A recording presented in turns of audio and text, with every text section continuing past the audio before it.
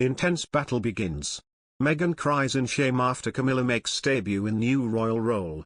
Camilla, Duchess of Cornwall, has stepped out for a visit to the National Theatre for the first time since taking over from Meghan Markle as royal patron. The Duchess of Sussex was stripped of the patronage when she and Prince Harry stepped back as senior royals in 2020. It was one of two patronages bestowed upon Meghan, 40, in 2019.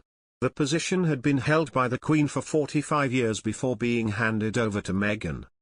Camilla, Duchess of Cornwall, 74, took up her role as patron of the National Theatre in March. For the occasion, Prince Charles' wife wore a black skirt suit, and a blue scarf accessorised with a navy Chanel bag, pearl earrings and a statement silver brooch. During her visit, she met with patrons of the National Theatre's Public Acts Company. The Duchess was pictured beaming as she was introduced to the National Theatre's Executive Director, Varah and Director, Rufus Norris. Camilla's tour saw her visit the Olivier Theatre where she watched a 10-minute workshop on the Odyssey, by members of the National Theatre's Public Acts Company. After this, she was invited on stage and introduced to participants of the Public Acts Community Company. She met with representatives from departments across the National Theatre including the prop and costume teams, cast members and puppeteers from the ocean at the end of the lane and front of house staff. She told one performer it looked like fun. And was also warned not to touch by one of the costume designers showing Camilla their work. Before she made her exit, Camilla was invited by the theatre's director to smash some prop plates on stage, to which she joyfully obliged. The move was inspired by David Eldridge's Middleton, a production which opens on Wednesday. Rufus Norris told the PA news agency that he thought it would be fun for the Duchess to try the technique out. He said, "Let's just say there's a scene where not all the crockery survives the performance.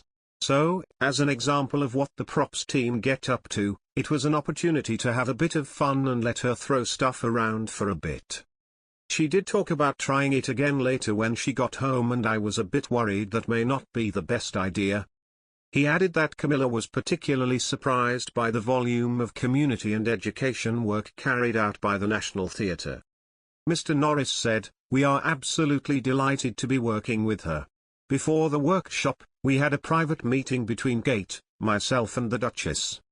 The most important thing is to get to know each other and talk about the priorities for the royal family and how we can work together going forward."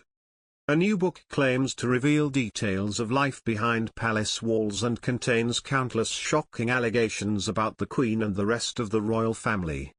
Journalist Tina Brown's The Palace Papers, Inside the House of Windsor, The Truth and the Turmoil was 2 years in the making and features interviews and information from more than 120 insiders and sources. One major part of the book details exactly how Prince Harry and Meghan completely underestimated life outside of the firm.